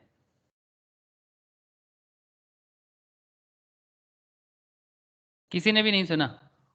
शंकर जी, ये कंपनी का नहीं। नाम सुने हैं? इसका स्टॉक आपको करेंटली मार्केट में नहीं मिलेगा, बट एक टाइम पे ये मार्केट में था। ग्रू फाइनेंस करेंटली इसका बिजनेस इतना अच्छा हुआ है कि ये करेंटली बंधन बैंक के साथ मर्ज हो गया। देख लीजिए 2000 मोस्ट प्रोबेबली 17-18 में Bandhan Bank turn ex date on Wednesday for the proposed amalgamation with Bandhan Bank. तो ये ग्रुप फाइनेंस ये अहमदाबाद बेस्ड एक कंपनी था, और ये बंधन बैंक जो हमारा कोलकाता बेस्ड कंपनी है, बंधन माइक्रो फाइनेंस के साथ पहले मार्च हुआ और उसके बाद ये अभी मार्च हो गया, इसलिए इसका शेयर प्राइस आपको शो नहीं होगा। ठीक है, लास्ट ट्रेड हुआ था ग्रुप फाइनेंस का स्टॉक प्राइस स्टॉक मार्केट में, एज पर मनी कंट्रोल का डेटा हमें दिख रहा है 15 अक्टूबर 2019 को। ठीक है, बट ये अच्छा था, तभी ना बंधन जैसे कंपनी को एमलगामेट किया था, मतलब अच्छा खासा डील हुआ था उनके बीच में 2017-18 में मोस्ट प्रोबेबली। तो ये ग्रुप फाइनेंस बहुत अच्छा था, तो बाद में बंधन बैंक ने उसको ले लिया। ठीक है, तो इसका मेन बिजनेस का मोड क्या था? Small ticket size credit disburse to a certain market segment, so on so forth, is always invest in companies which have wider economic moat. जिसका इकोनॉमिक मोट वाइडर होता है, ऐसे कंपनीज को फाइंड आउट करना फंडामेंटल एनालिसिस का one of the main target area है। मतलब एज ए फंडामेंटल एनालिस्ट आप हमेशा वैसा कंपनी चूज कीजिए जो कंपनी का मोट हायर लेवल में है। चुपचाप लीजिए और छोड़ दीजिए, सीरियसली। अगर आपको सीरियसली, हाँ इसका मतलब ये नहीं कि छोड़ के एकदम सो जाएंगे, ट्रैक तो जरूर करते रहेंगे, बट सीरियसली जिसका बिजनेस का मोट बड़ा टॉप क्लास है ना, आप उस बिजनेस पे आंख बंद करके भरोसा कर सकते हैं। जो जो बिजनेस के बारे में हम लोग आज चर्चा किए, इससे हम लोग इतना सीख तो ले ही सकते हैं। जितना सारा बिजनेस का एग्जाम्पल हम लोग आज यूज किए, क्या हम कॉन्सेप्ट सही लग रहा है कि नहीं लग रहा है? मोट का कॉन्सेप्ट आप लोगों को कैसा फील हो रहा है? पॉजिटिव फील होना चाहिए। हाँ पॉजिटिव। प्रिया, क्या फील कर रहे हो मोट? हाँ हाँ सर, बहुत ज्यादा ही पॉजिटिव है। हाँ, बहुत ज्यादा पॉजिटिव। मतलब हम लोग इधर उधर बहुत ज्यादा सोचते हैं मार्केट के बारे में, बट अगर सीरियसली जो लोग फंडामेंटल लेवल में सोचना चाहते हैं ना, उनके लिए मोट का कॉन्सेप्ट सीरियसली बहुत हेल्पफुल कॉन्सेप्ट है। तो हमेशा अपना माइंड को ऐसा ही ट्रेन करना चाहिए, स्पेशली फंडामेंटल लेवल के लिए और इन्वेस्टमेंट पर्पस में। और फंडामेंटल होता ही इन्वेस्टमेंट के लिए। ये ट्रेडिंग वाले लोग फंडामेंटल समझने का माइंड सेटअप रखता ही नहीं है, जो लोग सिर्फ ट्रेडिंग करता है। कुछ लोग ऐसे भी हैं जो ट्रेडिंग एंड फंडामेंटल दोनों करते हैं, बिकॉज वो मिक्सड अप पोर्टफोलियो बनाना पसंद करते हैं। और अगर हाथ में टाइम है तो ट्रेडिंग वही कर सकता है जिसके पास टाइम है। जो फुल टाइम कोई काम करते हैं, ठीक है, कोई प्रोफेशंस के साथ है, उनके लिए ट्रेडिंग करना बहुत मुश्किल है। वो किसी के बिहाफ में करा दे वो अलग बात, कि उसको देखने के लिए कोई है कि हाँ ट्रेडिंग करेगा, बात करेगा, बट वो सारा दिन आपको दिमाग लगा के रखना है, टीवी न्यूज़ देखना है, मार्केट न्यूज़, मतलब सेकंड सेकंड का न्यूज़ फॉलो करना है, उसके साथ साथ कैंडल स्टिक्स फॉलो करना है। जो ऐसा माइंड सेटअप के साथ है, वो उनके लिए ट्रेडिंग बहुत अच्छा कॉन्सेप्ट हो सकता है।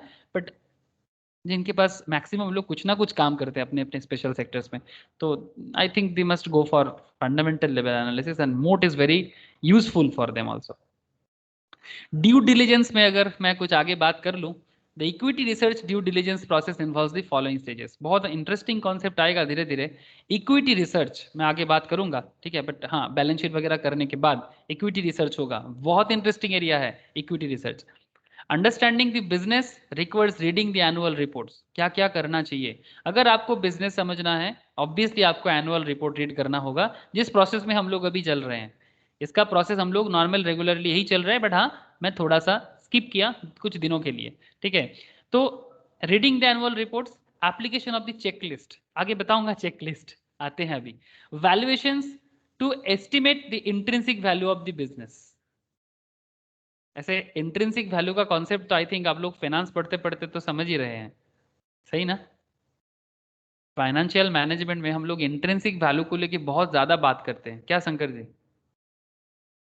हाँ हाँ जी। लास्ट कुछ हफ्ते से। कैपिटल में बात कर ही रहे हैं।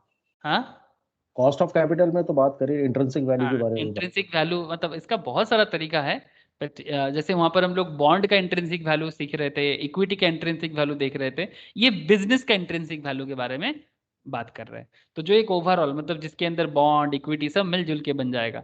ठीक है, आगे आगे होगा वो इक्विटी रिसर्च में ही हम लोग सीखेंगे कि कैसे हम लोग एक्चुअली बिजनेस का इंट्रिंसिक वैल्यू समझ पाते हैं। इंटरेस्टिंग रहेगा, बहुत इंटरेस्टिंग रहेगा। Okay, I am very excited आप लोगों के साथ शेयर करने के लिए। In stage one, the understanding the business we dwell deep into the business with the perspective of, अच्छा तो फिर 3 पॉइंट में थोड़ा थोड़ा बात अभी करते हैं, फिर इक्विटी रिसर्च में डिटेल्स करेंगे। ठीक है, जैसे स्टेज वन क्या है, एनुअल रिपोर्ट को रीड करना। Understanding the business we dwell deep into the business with the perspective of knowing the company inside out। Company को जानेंगे बट अंदर से जानेंगे, बाहरी वाला बात नहीं है। मार्केट में एक न्यूज आ गया और स्टॉक मार्केट में आप ट्रेंड दिख गया, ठीक है, ऐसा नहीं। जैसे रिसेंट ट्रेंड में कुछ कंपनीज को लेके बहुत ज्यादा बात हो रहा है। जैसे सबसे ज्यादा रिसेंट ट्रेंड में अगर कोई चर्चा में रहा है मेरे हिसाब से अदानी का बिजनेस, जिसमें अदानी पोर्ट तो है ही। सही बोल रहा हूँ मैं? अदानी ग्रीन भी है। हाँ, अदानी ग्रीन भी है ना। फिर आप तुम्हारा बात मुझे समझ में नहीं आया, क्या बोले? सर हेलो, अदानी ग्रीन का भी है ना। हाँ अदानी ग्रीन भी काफी अच्छा मार्केट में चर्चा में था, बट रिसेंट ट्रेंड में अदानी पोर्ट बहुत ज्यादा चर्चा में रहा है बिकॉज एक रिसेंटली एक पोर्ट को एक्वायर किया है, वो साउथ में ही एक पोर्ट को एक्वायर किया, तो काफी बड़ा पोर्ट का उसका कॉन्सेप्ट है। करेंटली इंडिया में करीब 80% के आसपास का जो पोर्ट है भारत का, आप लोग देखना, मैं स्टॉक मार्केट एडवाइजरी ग्रुप में पोस्ट किया था अदानी पोर्ट को, कहाँ कहाँ उसका कितना, कहाँ कहाँ उसका पोर्ट का शेयर होल्डिंग है। और ज्यादा कॉम्पिटिटर नहीं है अदानी पोर्ट का, बिकॉज जो लोग पोर्ट बिजनेस में था ना इतना दिनों से, वो ज्यादा कुछ कर नहीं पाया। मतलब ऐसे थोड़ा सा एक्सपेंसिव बिजनेस एरिया है ये। मतलब पोर्ट बिजनेस करने के लिए इसका लोन भी बहुत ज्यादा है, इसका डेब्ट भी बहुत हाई है, लेकिन इसका फ्यूचर बहुत ब्राइट है। पोर्ट बिजनेस का फ्यूचर बहुत ब्राइट, बहुत ज्यादा ब्राइट है। स्पेशल इकोनॉमिक जोन का कॉन्सेप्ट क्या है बोलिए तो, बता सकते हैं कोई? मतलब अगर कुछ भी आइडिया है तो शेयर कर सकते हैं। मैं ये नहीं बोल रहा हूँ कि जानना चाहिए, बट अगर कुछ आइडिया है तो आप शेयर कर सकते हैं। What is special economic zone, क्या करते हैं स्पेशल इकोनॉमिक जोन के साथ, Shankar ji? Special economy zone मतलब वहां पर जैसे क्या कहते हैं, मैन्युफैक्चरिंग सेक्टर या industry sector basically put up करते हैं। हाँ वो तो होगा, बट पर्पस क्या है, क्या लगता है आपको? पर्पस है बेसिकली इंडस्ट्रियलाइजेशन। मतलब इंडस्ट्रियलाइजेशन, एंड मेन पर्पस क्या है, इंडस्ट्रियलाइजेशन तो है ही, एक्सपोर्ट करना। मेन मोटो अच्छा। ही है।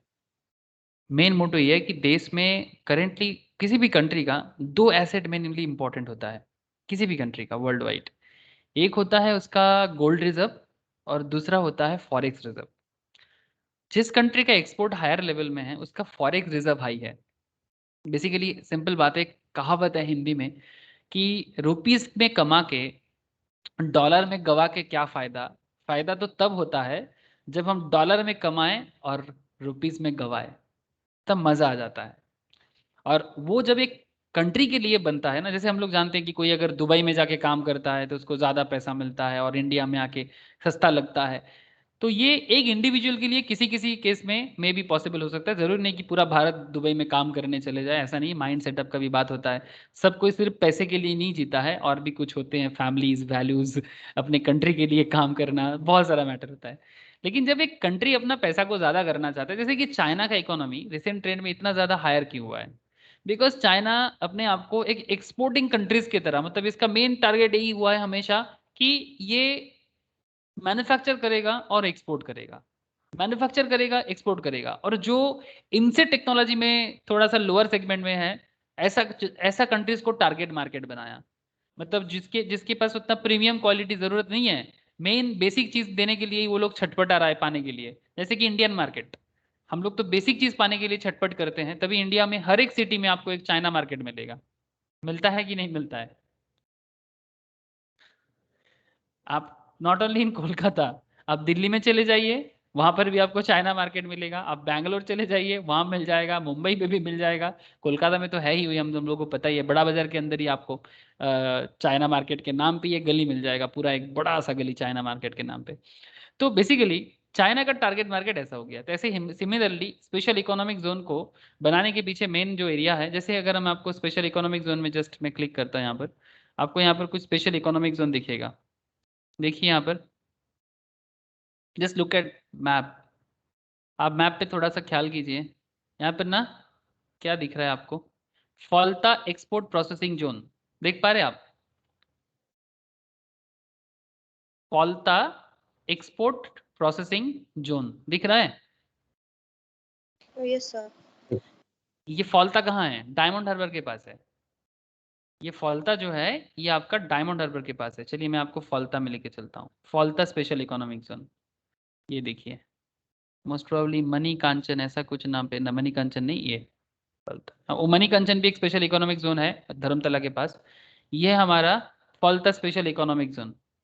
ये मेनली इसको स्पेशली ऐसे करके बनाया जा रहा है, ये आपका वो गंगा नदी में ही है। तो यहाँ पर मेनली ट्रक्स वगैरह जो भी गुड्स लेके आते हैं, जो एक मतलब डायमंड हार्बर मतलब हल्दिया वगैरह पोर्ट में जो भी खाली हो रहा है, कोलकाता डॉक में खाली हो रहा है, उसको लोग क्या करते हैं ना, प्रोडक्ट को ला रहे हैं और फिर वहां से एक्सपोर्ट करेगा। मतलब क्या कर रहे हैं ना, इंडिया भी मैन्युफैक्चरिंग में बहुत अच्छा खासा कुछ है नहीं, तो कुछ प्रोडक्ट वो इंपोर्ट कर रहा है। सपोज वो चाइना से ही इंपोर्ट कर रहा है, फिर किसी और को एक्सपोर्ट कर दे रहा है। तो करेंटली एक्सपोर्ट प्रोसेसिंग जोन बना के रखा है। अभी आगे आगे कोशिश क्या है, स्पेशल इकोनॉमिक जोन, तो ये पोर्ट एरिया को ना एसीजेड बनाया जा रहा है। और एसीजेड में कुछ फायदा भी ये होता है, स्पेशल इकोनॉमिक जोन जब भी कोई जगह बन जाता है उसमें गवर्नमेंट का टैक्स बेनिफिट आ जाता है, बिकॉज वो कंट्री का फॉरेक्स रिजर्व बढ़ाएगा। तो गवर्नमेंट से स्पेशल इकोनॉमिक जोन डिमांड करने के पीछे गवर्नमेंट भी चाहते हैं दो, कभी कभी, और कभी कभी इंडस्ट्रियलिस्ट भी सोचते हैं कि मुझे एक एसीजेड मिल जाए। ठीक है, जैसे विप्रो कब से ममता दीदी को बोले जा रहे हैं कि हमें वेस्ट बंगाल में एक एसीजेड दे दो। ठीक है, बिकॉज एसीजेड में टैक्स का बेनिफिट है बहुत ज्यादा, कि आपको सरकार को कुछ सालों तक, मोस्ट प्रॉब्ली 5 years तक आपको कोई टैक्स पेमेंट करना नहीं पड़ेगा।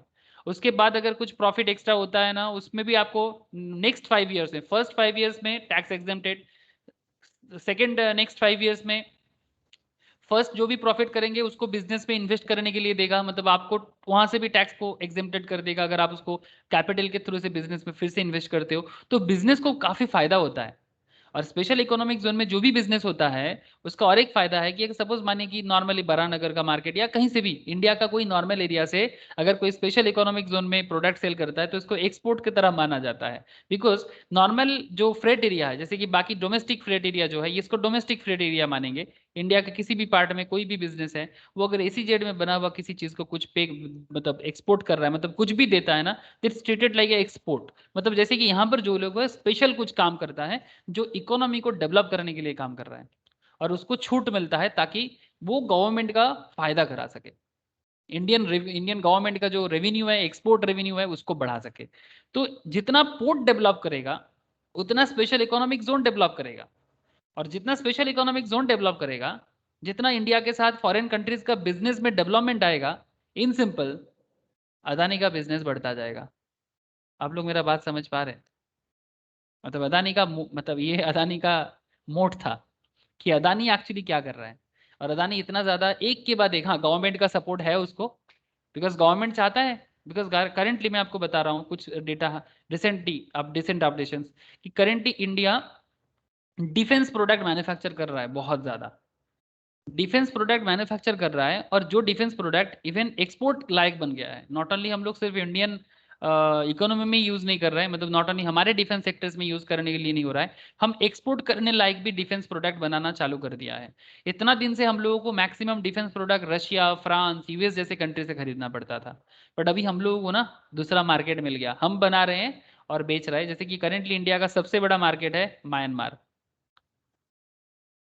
जैसे आप लोगों को पता है म्यांमार में सिविल वॉर चल रहा है, खबर होगा आप लोगों के पास, गवर्नमेंट फॉल हो चुका है, आर्मी रूल चल रहा है म्यांमार में। हाँ सर सुना है। It's bad for the world, बहुत खराब बात है कि एक जगह में गवर्नमेंट नहीं है, बहुत खराब बात अगर हम लोग एज ए नॉर्मल सिटीजन की तरह सोचा जाए, वर्ल्ड सिटीजन की तरह।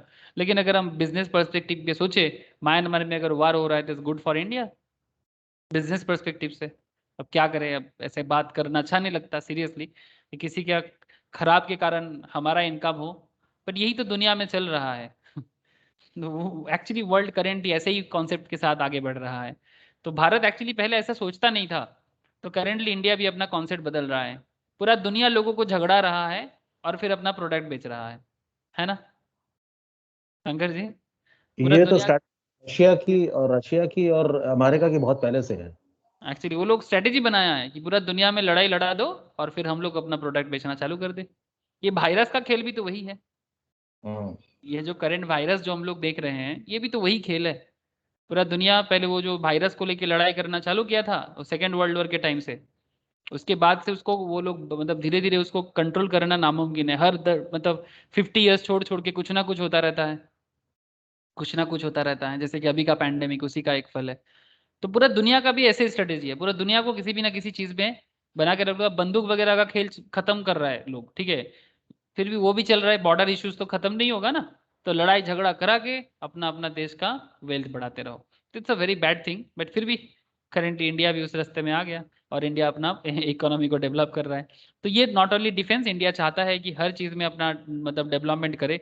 करेंटली मोदी जी का लीडरशिप में ऐसा एक कॉन्सेप्ट तो मुझे दिख रहा है, बट हाँ सिर्फ कॉन्सेप्ट, कभी कभी मतलब जितना बोलते हैं उसके साथ रियलिटी का भी बहुत ज्यादा गैप दिख जाता है। ये गैप उनका भी दोष नहीं है, एक रातों रात में वो अकेला क्या कर लेगा, बिकॉज इतना दिन का जो भारत का माइंड सेटअप है, एक प्रधानमंत्री को अकेला दोष देना भी सही नहीं रहेगा। एक दिन में हम सबको कैसे बोल दे पढ़ाई लिखाई तो किया डिग्री के लिए, अब मैन्युफैक्चरिंग क्या कर लेगा। सही बात ना। आप लोग समझ पा रहे हैं ना मैं क्या बोल रहा हूँ। करेंट इंडियन जो एजुकेशनल सेटअप है वो तो सिर्फ डिग्री देता है, और स्टूडेंट भी डिग्री के लिए ज़्यादातर पढ़ाई किया है, काम सीखते सीखते तो उम्र बीत जाता है। तो फिर इस माइंड सेटअप को चेंज करने के लिए पूरा एजुकेशनल कॉन्सेप्ट बदलना होगा। स्कूल लेवल में लोग अप टू 12th तक पढ़ाई कर लेता है, बट अगर किसी को कुछ करने के लिए बोला जाए कि भाई 12th तक पढ़ लिए, इंक्लूडिंग मी, भाई 12th तक पढ़ लिए हो, भाई तुमको क्या आता है, क्या क्या चीज़ बना सकते हो, क्या सर्विस दे सकते हो। क्या मैं गलत सोच रहा हूँ? क्या लगता है आप लोगों को? मतलब क्या एजुकेशन सही सिस्टम है। इस तरह की एक्सपर्टाइज नहीं है। एग्जैक्टली मतलब प्रोफेशनल बोलिए बोलिए, मैं सुन रहा हूँ। प्रोफेशनल जो बेसिकली एजुकेशन स्टार्ट होता है आफ्टर 12th। हाँ आफ्टर तक बेसिक एजुकेशन होता है। आफ्टर बेसिक एजुकेशन मतलब एक भयंकर चीज, not only class 12, even college में भी लोग कुछ नहीं सीखता आजकल। आप लोगों के टाइम पे फिर भी शंकर जी कॉलेज एजुकेशन का एक वैल्यूएशन हुआ करता था, हमारे टाइम पे भी थोड़ा बहुत, बट आप हाँ। आगे आगे देखिए कॉलेज एजुकेशन का कोई मतलब नहीं है। मतलब एक बंदा क्लास KG 1 से लेके क्लास 15 तक पढ़ लेता है, बट वो कुछ नहीं सीखता है। क्या मतलब है फिर स्कूल भेजने का? क्लास 5 तक जापान में क्लास 5 तक मॉरल एजुकेशन कराते हैं बच्चों को। बच्चों को वो मॉरल भी तो एजुकेशन हाँ हमारा क्या होता है, एक मॉरल साइंस की एक पतली सी किताब होती है, हुआ करती थी मॉरल साइंस जिसको बोलते थे। वो भी कोई पढ़ता था नहीं पढ़ता था, उसका भी कोई एग्जाम नहीं होता था, हाँ, ये तो ऑप्शनल। मोरल है, कौन पढ़ेगा। वहां हाँ। पर तो स्कूल में स्टार्टिंग स्टार्टिंग में जाके सबको अपना, वहां पर स्कूल में कोई झाड़ूदार नहीं होता, मतलब कोई स्वीपर नहीं होता है, कोई वहां पर स्कूल में कोई गार्ड नहीं होता, स्टूडेंट ही उसका सर्विस प्रोवाइड करते हैं। ऐसे हाँ। कॉन्सेप्ट है, या वहां पर जाके आप ही को स्वीपिंग करना पड़ेगा, मतलब जो भी स्वीपर का काम होता है, धोने का काम, जो भी लॉन्ड्री का एवरीथिंग, वही सब सिखा जाता है। तो उसी में क्या होता है ना, उसमें कम से कम ये घर का एक्सपर्टाइज तो आ जाता है, डोमेस्टिक घर, मतलब घर में जैसे हमारे देश में तो लड़का लोगों को कुछ करना आता ही नहीं है लड़का लोग कुछ नहीं करता, वो सिर्फ कमाएगा यही सोच के। वो क्या बोलते हैं, बॉन्गसर प्रदीप पता नहीं बॉन्गसर प्रदीप कब बनता है हम लोग, बट बच्चा सीरियसली ऐसा पैदा कर होता है यहाँ पे, लड़का पैदा होता है तो बस ये सोचने शुरू कर देते हैं इधर इंजीनियर बनेगा या डॉक्टर बनेगा, डॉक्टर बनेगा बाकी दुनिया में और कुछ है ही नहीं और प्रोफेशन कुछ नहीं है। और कुछ नहीं है, जो भी हो। तो बेसिकली यही इसी का प्रॉब्लम है जो आज करेंटली इंडिया प्रॉब्लम में है, ये पूरा माइंड सेटअप है। ओके चलिए आगे देखिए। तो what business is the company involved in, तो इसके बारे में अंडरस्टैंड करना बहुत जरूरी है। Basic questions, we need to make a list of questions for which we need to find answers to. A good way to start would be posting a very basic question about the company, what business is the company involve. जैसे हम लोग अभी page industries, कोई भी आप लोग नाम सुनेंगे ना, पेज इंडस्ट्रीज को शेयर को लेके ना मार्केटिंग में बहुत अच्छा इमोशंस है, इन्फोसिस को शेयर को लेके बहुत अच्छा इमोशंस है, HR मोटर बहुत अच्छे इमोशंस है, MRF भी एक टाइम पे काफी अच्छा इमोशंस रखा है, अभी भी रखता है। तो to find the answer we do not go to Google. एक चीज पे ध्यान रखिएगा, कभी भी अगर ऐसा आंसर फाइंड आउट करना है ना, जैसे हम लोग अभी क्लास में करते करते गूगल में जाके थोड़ा बहुत सर्वे कर लेते हैं, लेकिन गूगल में नहीं जाना चाहिए और सर्च नहीं करना चाहिए। Instead look for it the companies latest annual report और देयर वेबसाइट। मतलब उनके वेबसाइट में, उनका एनुअल रिपोर्ट में हमें एक्चुअलिटी पता चलेगा कि वो अपने बारे में क्या कह रहा है। दुनिया क्या कहता है इससे पहले हम अपने बारे में क्या कहते हैं, ये बहुत वाइटल है, जिससे सेल्फ बिलीफ का पता चलता है कि कंपनी अपने बारे में क्या सोचता है।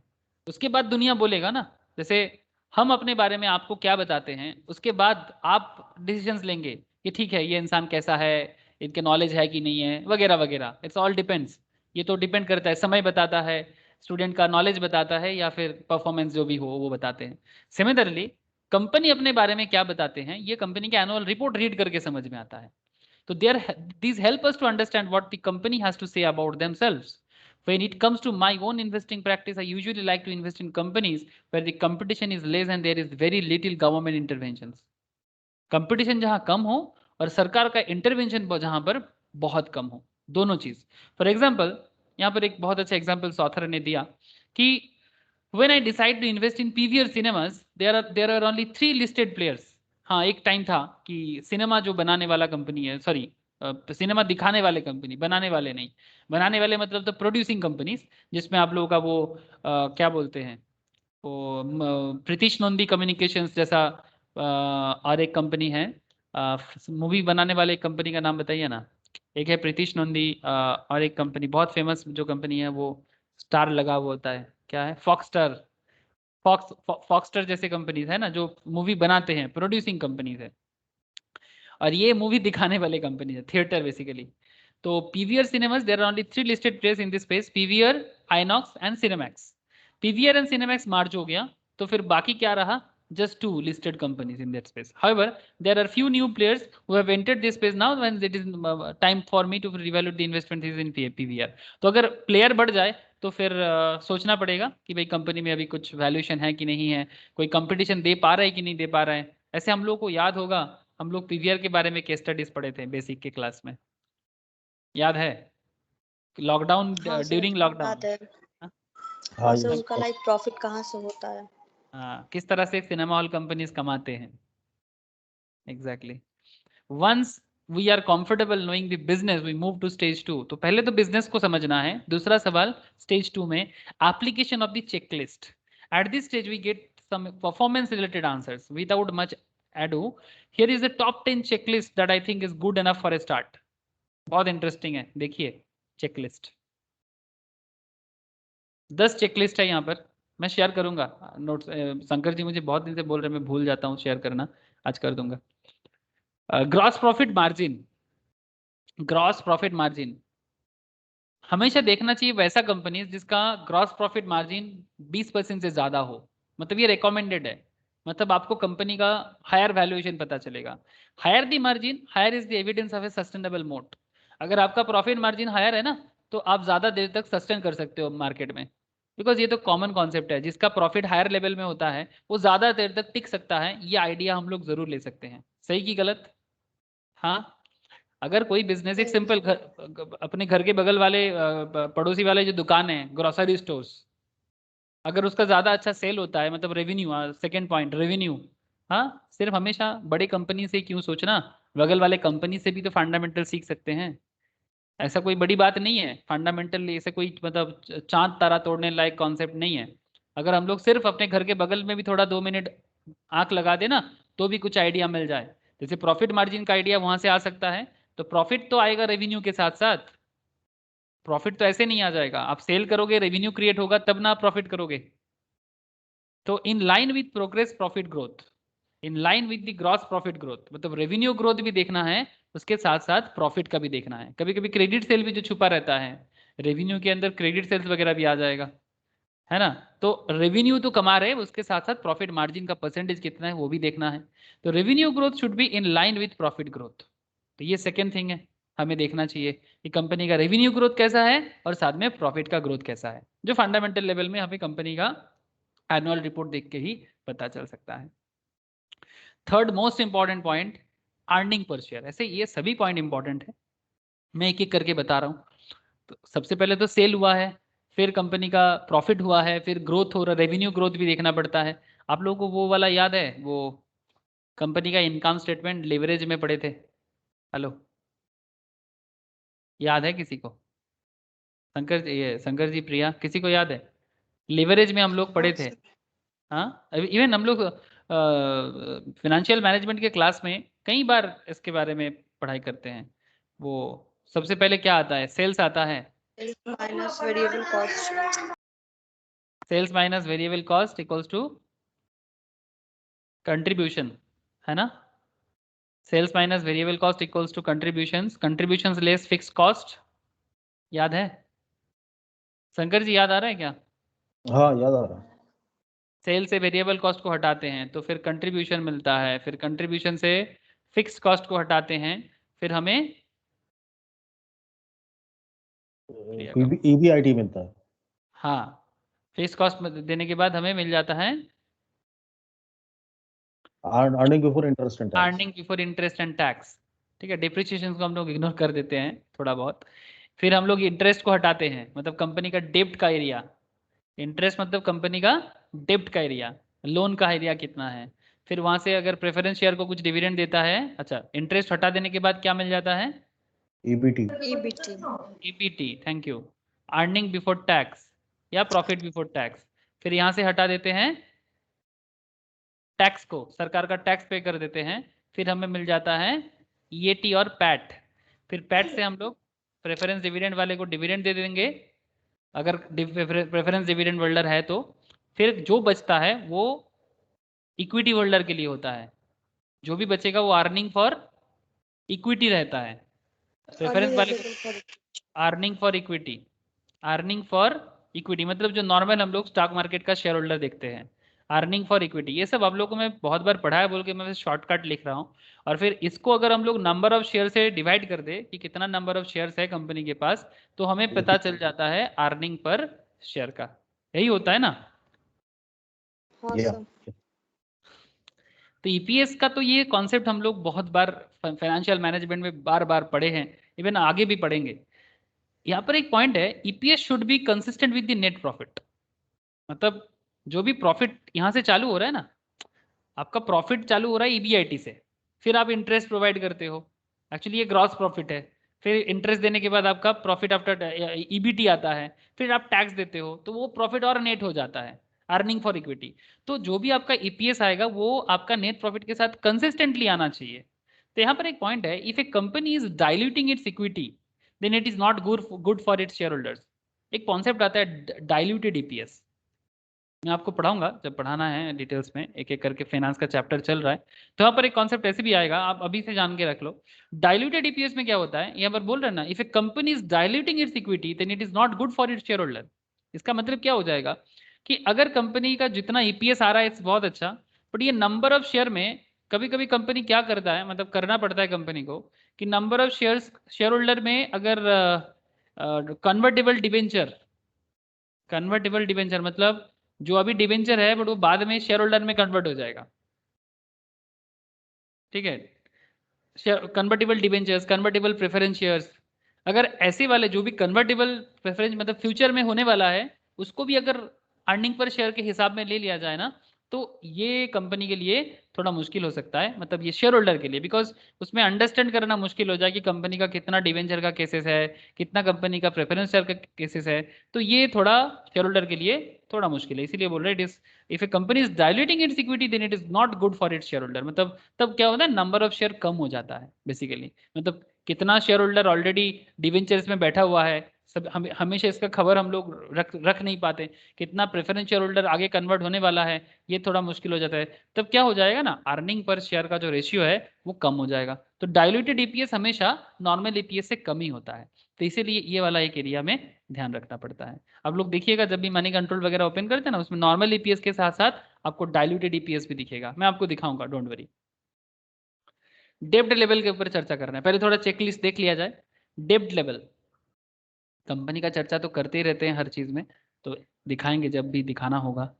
डेब्ट लेवल हम लोग अभी बात कर रहे थे, इंटरेस्ट के ऊपर हमेशा ध्यान देना चाहिए। अर्निंग पर से डेब्ट लेवल मतलब company should not be highly leveraged, मतलब बहुत ज्यादा लोन नहीं होना चाहिए। जैसे अदानी पोर्ट को लेके ये एक प्रॉब्लम है, अदानी पोर्ट का लोन बहुत हाई है, बहुत हाईली डेब्ट कंपनी है, बट वही है कि इसका फ्यूचर ग्रोथ भी बहुत हाई है, इसलिए इसका ना एक मिक्स्ड रिपोर्ट मार्केट में आ रहा है। ठीक है, इसलिए एनालिस्ट का कहना भी है कि हाँ इसका डेप्ट हाई है बट फ्यूचर बहुत अच्छा है। तो अगर ये अपना फ्यूचर अगर सीरियसली बहुत अच्छा हो जाए तो ये ठीक ठाक है। बट अगर इसका डेप्ट बहुत कंसर्न है, इसका डेप्ट बहुत हाई है, जिसके बारे में हम लोग अभी बात कर रहे थे ना, डेप्ट हाई है, यही Adani port and special economic zone का ये एक प्रॉब्लम एरिया चल रहा है इसका। ठीक है, अगर ये डेप्ट एरिया को थोड़ा ठीक कर लेना, ये कंपनी को तो छूना मुश्किल हो जाएगा सीरियसली। इसका डेप्ट अगर थोड़ा ठीक हो जाए, कंपनी का अगर रेवेन्यू और प्रॉफिट आना चालू हो जाए और डेप्ट थोड़ा सा रीपे करना चालू हो जाए ना, तो फिर मजा आ जाएगा, बिकॉज तब ये कंपनी को पकड़ पाना मुश्किल हो जाएगा। अभी बन रहा है बट हाँ, मुझे लगता है लंबा फ्यूचर है इसका, लंबा फ्यूचर है, बहुत लंबा जाएगा कंपनी। मोट है इसका, मुझे पूरा ऐसा फील होता है, मोट है इसका। तो ये डेप्ट टेबल, तो हाई डेप्ट means company is operating on a high leverage, आप लोग लेवरेज में पड़े हैं, plus the finance cost eats away the earnings. High leverage है और जो भी प्रॉफिट करेगा कंपनी का लोन का इंटरेस्ट देते देते चला जाएगा। तो यही एक जो हम लोग लेवरेज में भी पढ़े हैं फाइनेंशियल मैनेजमेंट में, याद है ना? डेप्ट लेवल का ये जो लेवरेज है, आई थिंक इसने नहीं किया, प्रिया ने लेवरेज नहीं पढ़ा, बट बीकॉम में भी पढ़े हैं। अभी इंटरमीडिएट लेवल में, मतलब प्रोफेशनल लेवल में नहीं पढ़ा है। शंकर जी को याद हो जाना चाहिए, शंकर जी पढ़ रहे थे। हाँ हाँ हाँ, हाँ, लेवरेज पर। लेवरेज का टॉपिक कवर किए हैं। ठीक है, हम लोग करेंगे, लेवरेज करेंगे, बहुत अच्छा टॉपिक है लेवरेज का, टॉपिक बहुत अच्छा है बहुत, क्योंकि लेवरेज एक्चुअली आपको रिस्क फैक्टर समझाने में बहुत हेल्प करता है। इन्वेंट्री, कंपनी का इन्वेंट्री देखना चाहिए, स्पेशली मैन्युफैक्चरिंग कंपनीज के केस में, जो कोई प्रोडक्ट मैन्युफैक्चर करता है, like ITC type of company. ITC type of company के लिए इन्वेंट्री चेक करना बहुत इंपॉर्टेंट है। मतलब जब भी हम लोग बैलेंस शीट चेक करेंगे ना, तो बैलेंस शीट में ही और पीएल में इन्वेंट्री का डिटेल्स मिलता है, स्पेशली बैलेंस शीट में मिलता है। कंपनी का रिपोर्ट में इन्वेंट्री स्टॉक का डिटेल्स भी अलग से मिलता है, तो वो स्टॉक डिटेल्स चेक करना भी बहुत वाइटल है। आगे आगे करेंगे ये सब चीजें। Growing inventory along with the growing PAT, अगर इन्वेंट्री भी बढ़ रहा है और प्रॉफिट आफ्टर टैक्स भी बढ़ रहा है, इट्स अ गुड साइन। आपका स्टॉक भी इंक्रीज कर रहा है लेकिन पैट भी इंक्रीज कर रहा है, समझ रहा है प्रिया? हाँ, आपका इन्वेंट्री भी इंक्रीज कर रहा है, मतलब मार्केट डिमांड है, और आपका प्रॉफिट आफ्टर टैक्स भी इंक्रीज कर रहा है, मतलब गुड साइन। प्रॉफिट भी बढ़ा रहे हो आप, स्टॉक भी बढ़ा रहे हो। Always check the inventory number of days, कितना दिन के लिए, मतलब इन्वेंट्री नंबर ऑफ डेज, एक चैप्टर आएगा फाइनेंस में, सीरियसली। वर्किंग कैपिटल मैनेजमेंट चालू करेंगे, वर्किंग कैपिटल मैनेजमेंट, ये फाइनेंशियल मैनेजमेंट बहुत कुछ सिखाने वाला है। आई थिंक शंकर जी अभी कनेक्ट हो रहा है ना, कि फाइनेंस में जो हम लोग सीखते हैं वो स्टॉक में कैसे कनेक्ट करना है। हाँ शंकर जी, थोड़ा सा मुझे लगता है कि हो कनेक्ट रहा कर पा है। रहे हैं। हाँ, वर्किंग कैपिटल मैनेजमेंट बोल के एक टॉपिक आएगा, जिसमें एक्चुअली ना ये इन्वेंट्री लेवल को ना बहुत अच्छे से समझा जाता है, कि कोई भी कंपनी के पास जो भी स्टॉक होता है वो कितना जल्दी निकलना इंपॉर्टेंट है, चाहे वो कोई भी कंपनी हो। तो जो वर्किंग कैपिटल मैनेजमेंट पे इसके ऊपर ना पूरा कैलकुलेट फोकस किया जाता है, बात करेंगे डिटेल्स में। बट फिलहाल इतना डेटा मतलब एटलीस्ट काफ़ी है नॉर्मली समझने के लिए चेकलिस्ट में, कि हम लोगों को क्यों इन्वेंट्री चेक करना चाहिए। Sales versus receivables, very important point. Receivables में से बेसिकली क्रेडिट सेल को बोलते हैं, रिसीवेबल्स का मतलब होता है क्रेडिट सेल। मतलब कंपनी सेल तो किया है बट पैसा मार्केट में पड़ा हुआ है। अगेन ये बात एक्चुअली वर्किंग कैपिटल मैनेजमेंट बताता है। Again this is a very important part of working capital management. Company का वर्किंग कैपिटल मैनेजमेंट, जहां पर ये तीनों चीजें बात कर रहे हैं, inventory level, sales and receivable level, very very important part, दोनों वर्किंग कैपिटल मैनेजमेंट में बातें होंगे। उसमें पता चल जाता है कि कंपनी सेल तो कर रहा है, कैश सेल्स ज्यादा है तो अच्छा है, सही की गलत? बिजनेस का कैश सेल ज्यादा है तो अच्छा है, लेकिन डेब्ट मतलब credit sale is not bad, लेकिन देखना पड़ेगा कि कितना दिन तक मार्केट में पैसा पड़ा रहता है। सेल तो हो गया बट पैसा कितना दिन बाद बाद मिल रहा है। आप लोग समझ पा रहे हैं क्या रिसीवेबल्स का कॉन्सेप्ट? हाँ सर। शंकर जी, ये वाला कॉन्सेप्ट समझ में आ रहा है ना? हाँ आ रहा है सर। जैसे कि यहाँ पर एक पॉइंट बोला, sales backed by receivables is not a great sign. मतलब कंपनी का सेल हाई दिखा रहा है बट मैक्सिमम क्रेडिट सेल है, is not a good thing. मतलब आपका आपका सेल हो गया, मतलब आप मार्केट में ना अपना लीडिंग नहीं दिखा पा रहे हैं, बिकॉज आपका बहुत ज़्यादा मार्केट में क्रेडिट सेल देना पड़ रहा है, मतलब आप कहीं ना कहीं एडजस्ट कर रहे हैं। आप एक तरह का मोनोपोली पावर क्रिएट नहीं कर पा रहे, प्राइस पावर क्रिएट नहीं कर पा रहे हैं, आपको कहीं ना कहीं एडजस्ट करना पड़ रहा है, कुछ तो प्रॉब्लम है। तो ये स्टॉक जल्दी ग्रोथ नहीं देगा, स्टेडी ग्रोथ हो सकता है अगर रिकवरी कर ले तो। This signifies that company is just pushing its product to show revenue growth, push कर रहा है मार्केट में ताकि रेवेन्यू ग्रोथ हो जाए, बट मतलब थोड़ा सा मुश्किल हो सकता है। तो इसलिए सेल्स एंड रेवेन्यू रिसीवेबल्स का डेटा चेक करने के लिए, मतलब डिटेल्स में चेक करना आपके लिए बहुत इंपॉर्टेंट है। तो आई थिंक आगे से जब भी हम लोग पीएल बैलेंस शीट को फिर से एक बार देखेंगे, ठीक है, तो मुझे लगता है ये सब पॉइंट्स आपके लिए वाइटल होगा, ठीक है। इसीलिए मैंने एक्चुअली ये चैप्टर को बीच में लिया। Cash flow from operations has to be positive. Cash flow chapter जब पढ़े ना, कैश फ्लो का टॉपिक डिस्कस करेंगे। कैश फ्लो फ्रॉम ऑपरेशंस ये फाइनेंशियल मैनेजमेंट का भी पार्ट है और हम लोग फंडामेंटल में भी पढ़ेंगे। If the company is not generating cash flow from operations then it indicates operating stress. अगर कंपनी का पॉजिटिव कैश फ्लो नहीं है, मतलब सिर्फ पैसा आउटफ्लो हो रहा है, इनफ्लो अच्छा नहीं है, it's not a good thing. ये भी आपको कैश फ्लो स्टेटमेंट इसीलिए चेक करना होता है फिर इन्वेस्टर को, कि अगर कंपनी का इनफ्लो नहीं है प्रॉपरली और सिर्फ आउटफ्लो चल रहा है तो आपको कुछ तो सोचना पड़ेगा। हाँ, outflow is not a bad thing, outflow मतलब इन्वेस्टमेंट, बट आप इन्वेस्टमेंट करे जा रहे हो और बदले में आपका इनफ्लो नहीं आ रहा है। देखना हम लोग बहुत बार ना कॉस्ट ऑफ कैपिटल चैप्टर करते वक्त ना ये आउटफ्लो इनफ्लो वाला वर्ड यूज करते थे। शंकर जी ख्याल कीजिएगा, ये वर्ड बार बार यूज करते थे और मैं हाँ आपको बार बार बोलता था कि कैपिटल बजटिंग बोल के एक चैप्टर आएगा, उसमें हाँ बात करेंगे, ठीक है, हाँ सीरियसली। तो कंपनी का कैश फ्लो पॉजिटिव होना बहुत जरूरी है। अगर कंपनी का कैश का फ्लो पॉजिटिव नहीं है ना, तो आपको उसके बारे में जरूर कुछ सोचना चाहिए, ठीक है। 8th point, return on equity, ROE, इसके बारे में बहुत बात हुआ है रिसेंट ट्रेंड में, फिर से होगा। ग्रेटर देन एटलीस्ट 25% होना चाहिए equity return. Higher on the ROE मतलब बेहतर कंपनी के लिए, better it is for the investors. However make sure you check the डेब्ट levels along with this. Return on equity देखिए कंपनी का, पर साथ में कंपनी का लोन का एरिया भी देखिए, मतलब KD, कॉस्ट ऑफ डेब्ट। समझ पा रहे हैं ना, मतलब आपका इक्विटी रिटर्न तभी आएगा जब कंपनी डेब्ट दे देगा, उसके बाद ही इतना इक्विटी को रिटर्न मिल सकता है। Hello, sales less variable cost, contributions less fix cost, ये तो ठीक है बिजनेस करने के लिए जरूरी है, लेकिन EBIT के बाद अगर इंटरेस्ट रेट हायर हो जाए ना तो इक्विटी का रिटर्न कम हो जाएगा। सही कि गलत? करेक्ट, सही। है ना, तो इसीलिए ROE तो देखेंगे रिसेंट ट्रेंड में लास्ट क्या दिख रहा है, बट अगर डेब्ट हाई हो गया ना तो फिर ROE कम हो जाएगा।